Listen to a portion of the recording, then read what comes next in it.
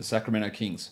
Who knows what's going to happen with this team? I think De'Aaron Fox does get a big jump up in his minutes for this season, but low steal numbers, lack of efficiency, low three-pointers does limit what he can do fantasy-wise, but I still love him at that ADP of 128. I think the best player on this team, or best fantasy player on this team, sorry, is going to be Bud Hield, who was he was ranked 89th on Yahoo at the moment, is going around that spot. I think he's got top 60 potential, assuming he plays 29 minutes instead of the 24 or 25 that Dave Yeager was weirdly keeping him to last season. He doubled his steal rate last season. He's talking about increasing his assist rate, but one of the more important things is, can he get to the free throw line more? Because he shoots a good percentage, and if he can get there more often, that value will really skyrocket with Hield. So I like him as a mid to late round sort of a player.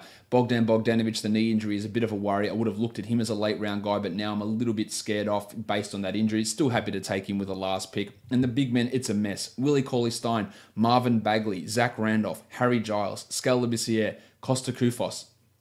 Who's going to get the minutes? I think we're looking at Bagley and Cauley-Stein most likely to get most of those, but I wouldn't be looking anywhere inside the top 100 for either of those players. There's too much uncertainty with how good these guys are and with what Dave Yeager is going to do. I think Bagley's not going to be a good fantasy player really at any point in his career.